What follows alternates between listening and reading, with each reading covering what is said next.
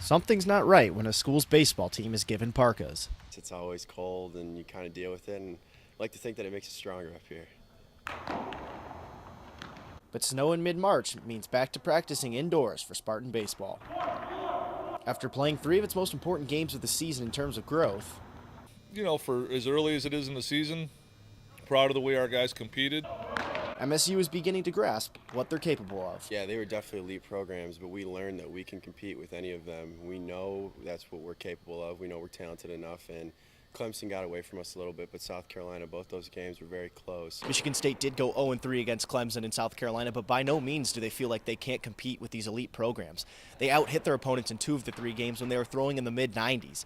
And take away some bad innings from the pitchers and some mental mistakes in the field, and all of a sudden you got new ball games. Well, I think a lot of it was, the fact that we did see really good pitching over the weekend. I thought our guys really competed extremely well. Again, we gave ourselves opportunities to score in both of those games, and unfortunately just didn't get it done. And we did strike out a lot, which was a little disturbing. But again, with that kind of velocity, I think you can understand it to a certain degree.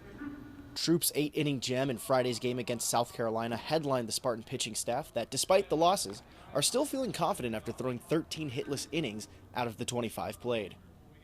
We gained a lot of confidence. I know I gained a lot of confidence from Friday night. They just ended up converting when I made a mistake, and we just didn't end up converting as well when they made mistakes. In years past, Michigan State may have lost by a big chunk to these top-tier teams and feeling like they were never in the ballgame.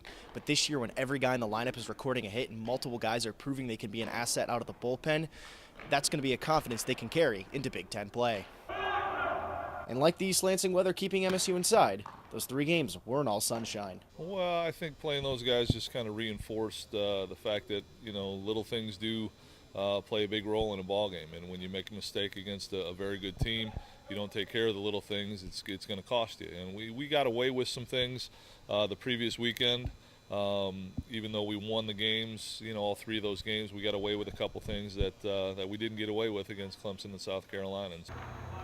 And yes, it's nice to have five guys batting over 339, but baseball shows us time and time again that the stat sheet doesn't tell the full story. We talked about as a team that we were striking out a couple too many times. We need to put the ball in play when there's runners in scoring position, runners on third, and execute in those little situations.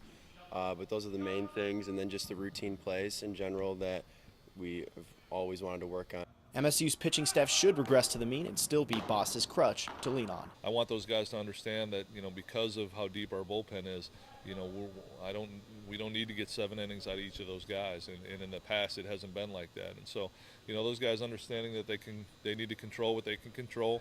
We need to locate. We don't need to do too much because there's plenty of reinforcements there in the bullpen. For Impact Sports, I'm Zachary Barnes.